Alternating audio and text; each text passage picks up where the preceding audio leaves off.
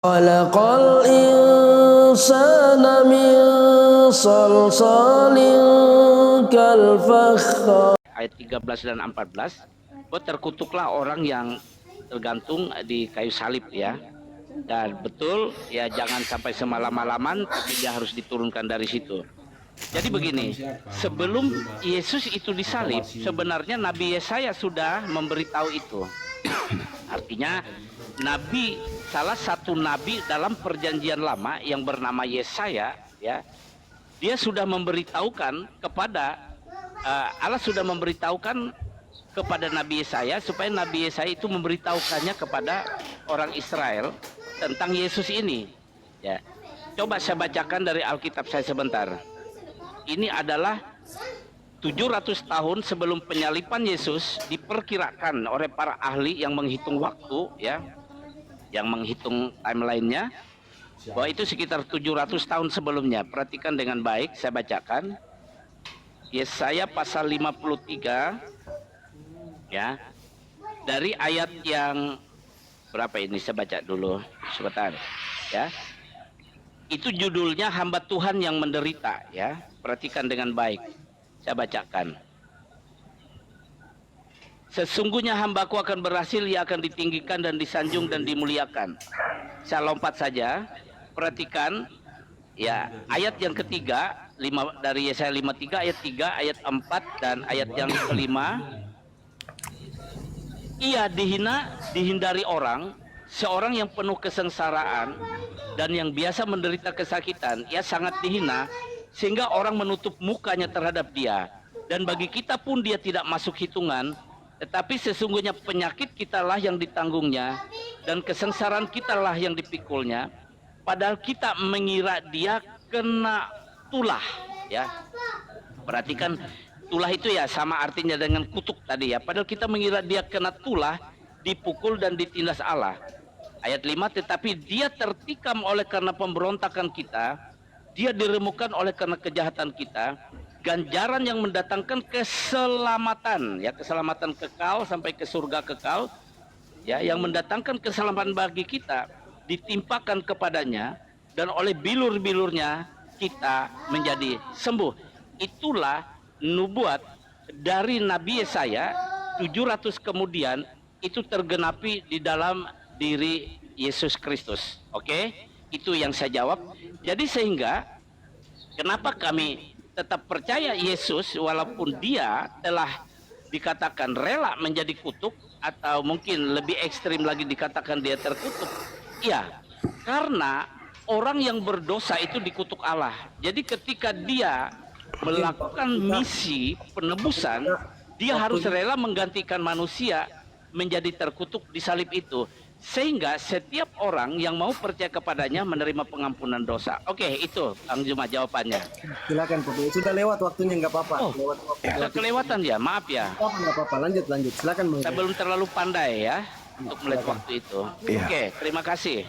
Baik, jadi kalau kita mendengarkan dari penjelasan saudara kita Pak Pendeta ini, ya betul-betul Kristen itu memang polanya seperti itu.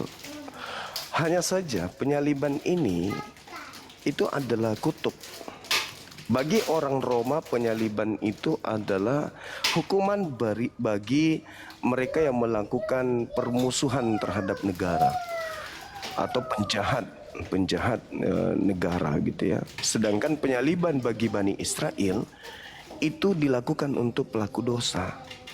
Jadi salib ini adalah hukuman bagi orang yang melakukan dosa yang sepadan dengan hukuman mati.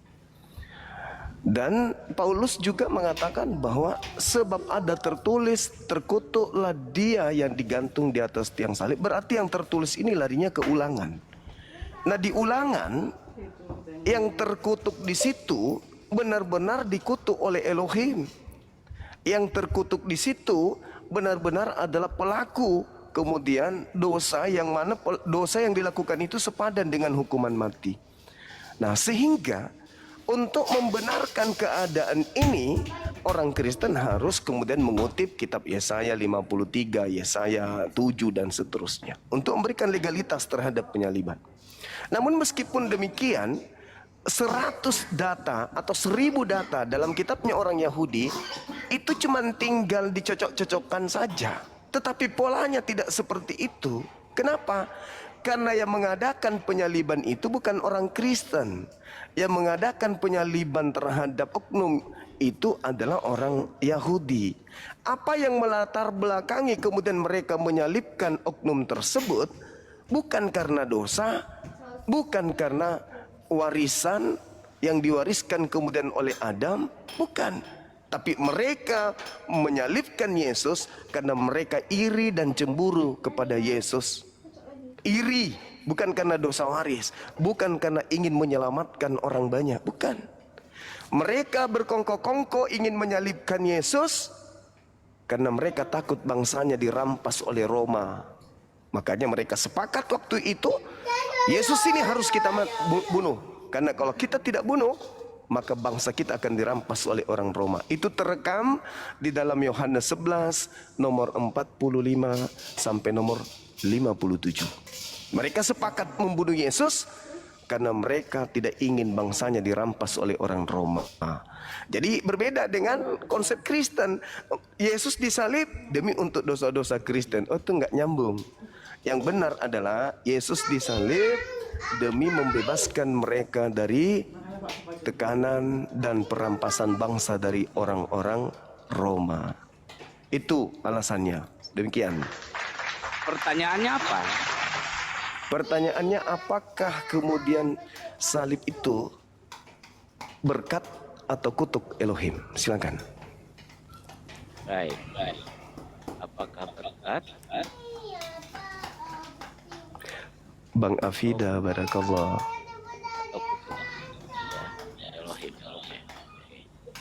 Ya, disiapkan dulu datanya Pak Pendeta biar kalau sudah siap datanya saya jalankan waktunya. Silakan Pak Pendeta. Oke. Saya baca saja Yohanes 11:45 sampai 57 ya. Injil Yohanes maksudnya ya. Ya, ayat yang dikutip oleh Juma ya. Yohanes 11 oleh Gurunda ya, Gurunda Juma ya. Yohanes 11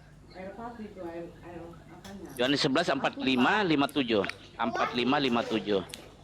Yohanes 11 45 57. Bentar, saya baca dulu, saya buka dulu. Baik, saya bacakan. Persepakatan untuk membunuh Yesus agak panjang, tapi harus jelas kita dengar. Banyak di antara orang-orang Yahudi yang datang melawat Maria dan yang menyaksikan sendiri apa yang telah dibuat Yesus. Apa yang telah dibuat Yesus, percaya kepadanya. Tetapi ada yang pergi kepada orang-orang Farisi dan menceritakan kepada mereka apa yang telah dibuat Yesus itu. Lalu imam-imam kepala dan orang-orang Farisi memanggil mahkamah agama untuk berkumpul dan mereka berkata, apakah yang harus kita buat? Kita lompat saja biar cepat ya. Oke. Di mana ini? Dan bukan untuk bangsa itu saja, tapi mulai dari hari itu mereka sepakat untuk membunuh dia. Mulai dari ayat 53 saya baca. Mulai dari hari itu mereka sepakat untuk membunuh dia, yaitu Yesus. Karena itu Yesus tidak tampil lagi di muka umum di antara orang-orang Yahudi. Ia berangkat dari situ ke daerah dekat padang gurun, sebuah kota yang bernama Efraim, dan di situ ia tinggal bersama-sama muridnya. Pada waktu itu hari raya Paskah orang Yahudi sudah dekat, dan banyak orang dari negeri itu berangkat ke Yerusalem untuk menyucikan diri sebelum Paskah itu. Mereka mencari Yesus dan sambil berdiri di dalam bait Allah mereka berbincang, berkata seorang kepada yang lain, bagaimana pendapatmu, akan datang juga ia ke pesta? Sementara imam-imam kepala dan orang-orang Farisi telah memberikan perintah supaya setiap orang yang tahu di mana dia berada memberitahukannya agar mereka dapat menangkap dia. Baik, pertanyaannya tadi, apakah salib berkat atau kutuk Elohim? Ya, perlu saya jelaskan Bang Zuma, setiap kami menjelaskan keberadaan Yesus dari sisi manapun, dari topik manapun, kami tidak lepas dari Alkitab. Jadi jika Anda berpendapat kami cocokologi, kami tidak cocokologi, kami Alkitabiah. Kami berdasarkan setiap ayat-ayat yang ada dalam Alkitab. Sebab jika kami lepas dari Alkitab, maka kami tidak Alkitabiah. Ya, itu untuk diketahui ya. Nah, oleh sebab itu, apapun yang saya sampaikan untuk menjelaskan mengenai penyalipan Yesus, ya, yang menjadi topik kita malam ini, baik dari Ulangan 21, 22, 23, dari Galatia 3, 13, 14, dari Yesaya pasal 53 ayat 3 dan selanjutnya, itu karena memang bagian dari ya pondasi atau fundamen iman Kristen ya untuk membangun iman kami. Jadi ya kalau Anda berpendapat kami cocokologi, sekali lagi saya katakan kami tidak cocokologi, kami Alkitabiah. Baik, kembali ke kondisi Yesus ya. Ada dua versi yang diperhadapkan bagi kita dalam Alkitab ya. Ada kepentingan-kepentingan Yesus ini ya, di dalam diri Yesus, di dalam misi Yesus itu dia membawa kepentingan surga, kepentingan Allah atau kepentingan secara ilahi. Nah, sementara ketika Yesus ada di muka bumi ya, Yerusalem dan orang Israel itu di bawah jajahan kerajaan Romawi. Oleh sebab itu kerajaan Romawi ini datang dengan kepentingan politiknya. Jadi jika tadi Anda berkata bahwa dia disalibkan karena orang iri, orang dengki, takut nanti ya ketika orang Israel percaya kepada Yesus, sementara Yesus ini semakin terkenal, semakin populer, jangan-jangan orang Romawi akhirnya akan menekan orang-orang Yahudi, akan apa itu namanya membuat suatu tindakan terhadap orang Yahudi. Oleh sebab itu mereka memilih membunuh Yesus itu karena politik. Tapi secara ilahi kematian Yesus disalib itu untuk menebus manusia dari dosa. Dia rela menjadi kutuk menggantikan manusia yang berdosa itu terkutuk. Nah, apakah salib Yesus itu jadi berkat atau kutuk? Jadi berkat bagi kami. Terima kasih. Bahkan bagi setiap orang yang percaya. Mantap. Iya. Cepat waktu ya? Iya. Udah lewat lama, nggak apa-apa. Lanjut dulu. Sudah selesai, Bang. Oke, thank you. Iya, baik. Yang saya tahu di dalam surah Paulus itu 1 Korintus 1 nomor 23, di situ dikatakan salib bagi orang Yahudi itu adalah batu sandungan dan bagi non-Yahudi itu adalah satu kebodohan. Di data Yohanes 11, tepatnya di data nomor 51, di situ dikata Yohanes 11 yang tadi yang 51 nomor 51-nya di situ Kayapas sebagai imam kepala yang bernubuat tahun itu juga bahwa Yesus harus mati untuk bangsa Israel. Sedangkan Pak Pendeta menunjukkan kemudian keinginan matinya Yesus itu untuk dosa-dosa keselamatan Kristen. Tidak ada nyambung-nyambungnya di situ. Itu pola yang dibangun oleh Kristen sendiri. Sedangkan kejadian perkara di TKP, orang-orang yang terlibat terhadap pembunuhan ini sedikit pun tidak ada yang berhubungan dengan keselamatan dari dosa dan seterusnya. Itu nggak ada. Mereka hanya takut bangsa mereka dirampas. Jadi orang Kristen ini, mau dia apa pendeta kah, mau dia pastor kah, atau apapun titelnya, mereka ini bukan ahli kitab. Yang ahli kitab itu adalah Bani Israel, Bani Yehuda. Mereka yang ngerti tentang kitab Yesaya, mereka yang mengerti tentang kitab Daniel, mereka yang mengerti kemudian kitab Yeremia dan seterusnya. Sebagai ahli, di situ ada ahli kitab, di situ ada orang Farisi, di situ ada imam kepala, di situ ada mahkamah agama, sidang mereka. Apa yang harus kita lakukan terhadap Yesus? Andai saja nubuat itu ada. Oh, ini kan sudah dinubuatkan di dalam kitab kita bahwa Mesias memang harus mati. Maka kita harus panggil Yesus. Bagaimana saudara Yesus? Ini mau digenapi ini. Apa yang kau firmankan ini sudah mau digenapi. Oh ya udah silakan. Siapa yang menjadi eksekutor bla bla dan seterusnya. Tapi faktanya nomor 57:3 dikatakan mulai hari itu mereka sepakat membunuh Yesus. Apa yang dikatakan 54-nya? Saat itu juga Yesus tidak lagi menampilkan diri di tengah-tengah orang Yahudi, melainkan dia pergi ke sebuah gurun, ke padang gurun bernama Efraim. Di sanalah dia tinggal bersama dengan muridnya, menghindari agar tidak ditangkap. Jadi nubuatan itu cuma bentukan gereja mula-mula supaya dosa-dosa mereka ini itu berasa diampuni dengan Yesus menjadi korban. Padahal penyaliban itu adalah kutuk Elohim. Penyaliban itu adalah kutuk, bukan berkat. Namanya kutuk, ia mendatangkan kutuk, bukan mendatangkan berkat. Namanya berkat mendatangkan berkat, bukan mendatangkan kutuk. Jadi saya minta dalil ke Pak Pendeta, tolong di mana salib itu disebut berkat, silakan. Haleluya, musik dulu. Santai saja ya, santai saja. Haleluya. Kalau masuk di sini joget-joget, pakai joget-joget di sini. Silakan Pak Pendeta. Pas Pak Pendeta mulai ngomong saya langsung kasih timer lah. Silakan. Ya santai dulu. Oh iya. Tenang. Kalau dengan Pak si Pendeta. kalau dengan si Nandar, si Loading mereka ikut joget ya. Jadi Ambil air luar putih biasa. dulu Pak Pendeta. Air putih dulu Pak Pendeta. Ya boleh. Minum dulu.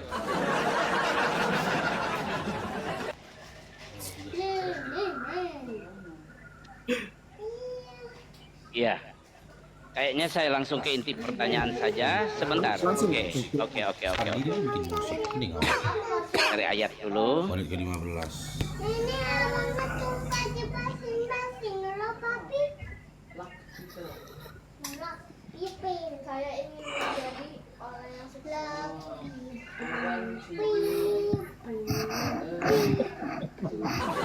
Saya mau jawab ini. Iya silakan Pak Pendeta. Apakah salib itu menjadi kutuk oleh Elohim atau salib itu menjadi berkat? Oke, Bang Juma, ya Gurunda Juma tetap berkeputusan menyatakan bahwa salib itu menjadi kutuk. Tapi firman Allah di dalam kitab suci Alkitab dan kami imani, kami percaya salib itu menjadi berkat. Dalil yang diminta maka saya tampilkan Kolose 1 ayat 20 ya, boleh dibaca ya. Kolose 1 ayat 20, dan oleh dialah ya, dan oleh Yesuslah ya, saya terjemahkan langsung begitu, perhatikan ya. Dan oleh dialah ia memperdamaikan segala sesuatu dengan dirinya, baik yang ada di bumi maupun yang ada di surga, sesudah ia mengadakan pendamaian oleh darah salib Kristus. Ya. Dan perhatikan di Efesus 2 ayat 16, dan untuk memperdamaikan keduanya, yaitu Allah dan manusia, ya, di mana manusia menjadi seteru Allah karena berbuat dosa. Jadi untuk memperdamaikan itu di dalam satu tubuh dengan Allah oleh salib, dengan melenyapkan perseteruan pada salib itu. Jadi sudah jelas salib itu menjadi berkat di dalam iman Kristen ya. Gurunda Juma. Baik, masih ada waktu 01 dan 6. Imam besar ya, imam besar berkata hal ini dikatakan bukan dari dirinya sendiri. Artinya imam besar ini mendapat pengertian ya, pengertian yang diberikan oleh Allah melalui Roh Kudus.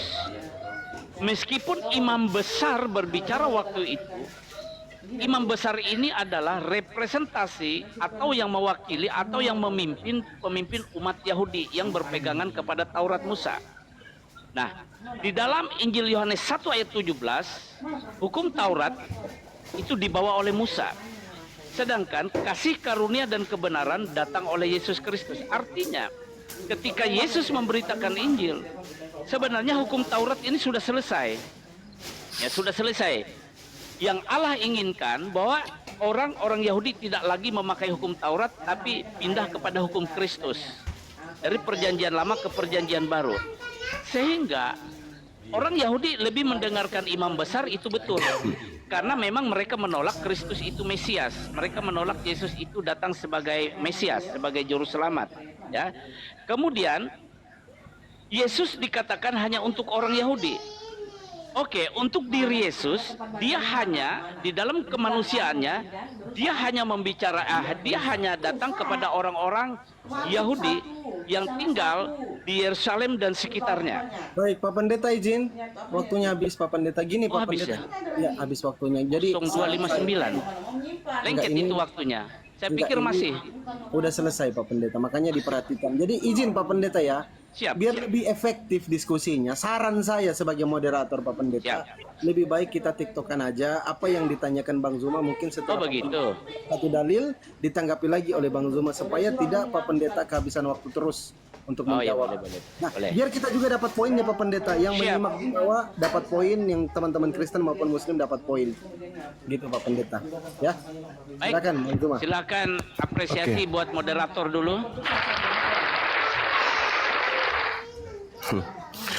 Iya, jadi pertanyaan saya, apakah bagi Elohim salib itu adalah kutukan atau bagi Elohim salib itu adalah berkat?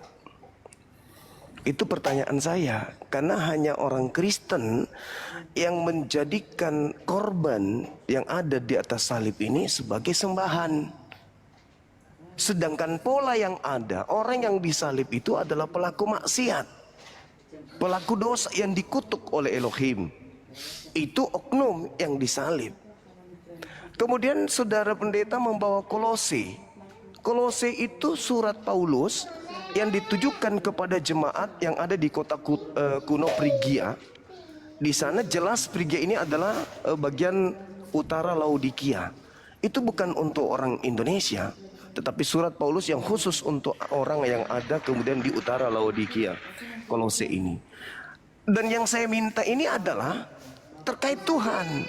Apakah salib atau oknum yang disalib ini adalah oknum yang diberkati atau justru oknum yang dikutuk? Itu pertanyaan saya, Pak Pendeta. Sehingga berujung kepada keadaan bahwa penyaliban itu adalah mendatangkan kebaikan, mendatangkan kesucian, mendatangkan kebenaran, mendatangkan keselamatan. Tapi dalil, di mana itu kami bisa temukan dalilnya? Penyaliban itu penghinaan. Penyaliban itu kehinaan, bukan sebuah kemuliaan, bukan sebuah keselamatan. Oknum yang disalib itu adalah pelaku maksiat, yang mana kemaksiatannya itu sepadan dengan hukuman mati. Sehingga orang yang dihukum karena kemaksiatan ini adalah orang yang dikutuk oleh Elohim. Bagaimana mungkin oknum terkutuk bisa menyelamatkan? Sehingga saya berani mengatakan bahwa yang disalib itu bukan Yesus. Yang disalib itu adalah orang terkutuk. Tidak ada dosa Yesus yang menyebabkan dia dikutuk. Tak ada. Dosa apa yang Yesus lakukan sampai dia dikutuk oleh Elohim? Nggak ada. Sedangkan yang dikutuk ini adalah pelaku maksiat.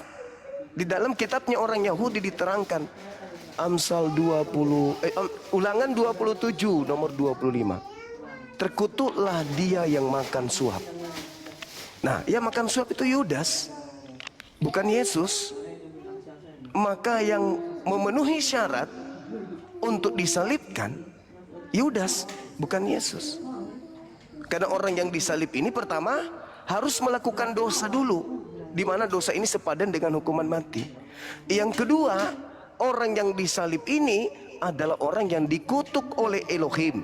Yesus tidak melakukan dosa. Kedua, Yesus tidak dikutuk Elohim, berarti bukan dia. Nah, Yudas melakukan dosa, makan suap. Yudas dikutuk oleh Tuhan, makan suap. Karena yang makan suap itu yang dikutuk. Maka yang betul, yang disalib ini adalah Yudas. Kecuali Pak Pendeta bisa menunjukkan ada dalil bahwa Tuhan kemudian memberi berkat kepada orang yang dikutuknya sendiri. Silakan. Haleluya, darah Yesus Grunda Zuma ya. Jadi apa yang Anda sampaikan itu bagi saya seorang yang membaca Alkitab selama 30 tahun dan sudah diurapi oleh Roh Kudus,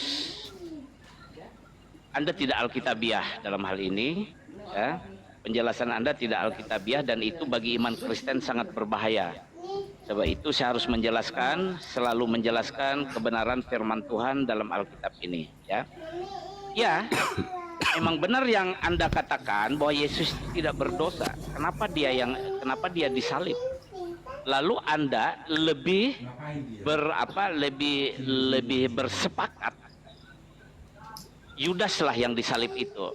Ya, saya tidak tahu Anda sepakat dengan siapa. Di dalam Alkitab dicatat bahwa Yudas itu gantung diri, dia menyesali, ya, tapi dia tidak bertobat. Uang 30 keping uang perak harga dia menjual Yesus, dia lemparkan ke bait Allah. Dan dia pergi dan dia gantung diri, ya, dia tidak bertobat. Ya, memang seharusnya dia harus disalib, ya. Seharusnya dia disalib. Tetapi lihatlah karena politik, imam-imam besar itu berpihak kepada Yudas. Justru yang menyogok itu adalah para imam-imam besar itu, imam besar dan imam-imam itu yang menyogok Yudas. Nah, lalu Yesus ini disalib bukan karena dia berdosa, tetapi misi yang dia bawa, ya, firman yang menjadi manusia itu, dia sesuai dengan di dalam Yesaya 53 tadi, dialah yang menggantikan setiap orang yang terkutuk itu, yang digantung di kayu salib itu, dialah yang menggantikannya, ya.